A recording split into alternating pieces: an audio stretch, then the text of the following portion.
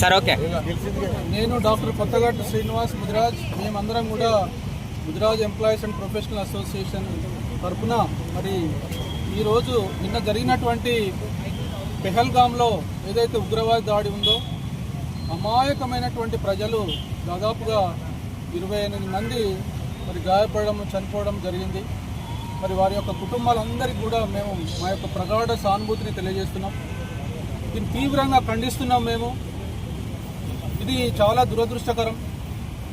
ఎందుకంటే ఒక టూరిజం కోసం అప్పుడే పెళ్ళైనటువంటి జంటలు కొంతమంది కావచ్చు, చిన్న పిల్లలు కావచ్చు, వృద్ధులు కావచ్చు, ఇలా చాలామంది మరి కాశ్మీర్లో చూడడానికి వెళ్ళినటువంటి అమాయకమైనటువంటి ప్రజలను మరి వెతికి వారిని తుపాకులతో కాల్చివేయడం అనేది అమానుషమైనటువంటి సంఘటన. ఇది మేము దీన్ని తీవ్రంగా ఖండిస్తున్నాం.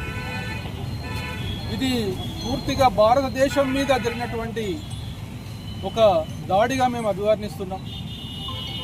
ఎందుకంటే ఇది మన దేశం యొక్క సమగ్రతకు దెబ్బతీసేటువంటి ఒక దుశ్చర్య. ఇది ఇట్లాంటి సంఘటనలు ఎన్నో జరుగుతున్నప్పటికీ మరి మనం అందరం కలిసికట్టుగా లేకపోవడం వల్ల మన కులాల వారిగా అన్ని రకాల ప్రాంతాల వారిగా విడిపోవడం వల్ల మనం దీన్ని ఎదుర్కోలేకపోతున్నాం.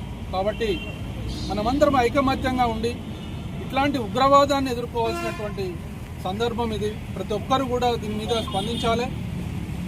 మేము ముదిరాజ్ ఎంప్లాయీస్ అండ్ ప్రొఫెషనల్ అసోసియేషన్గా మేము వెంటనే దీన్ని ఖండించాలి. ఈ సామాన్య ప్రజల మీద దాడి జరిగిన దాన్ని ఖండించాలని చెప్పి ఈరోజు ముందుకు రావడం జరిగింది. మరి ప్రతి ఒక్కరు కూడా భాగస్వామ్యం కావాలని చెప్పి ఈ సందర్భంగా తెలియజేసుకుంటున్నాం.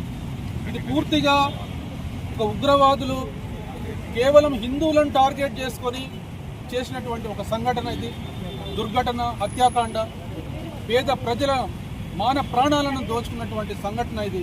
దీన్ని మేము మెపా తరఫున దీన్ని వ్యతిరేకిస్తున్నాం, ఖండిస్తున్నాం. వారి యొక్క కుటుంబాలందరికీ కూడా ప్రగాఢ సానుభూతి తెలియజేస్తున్నాం.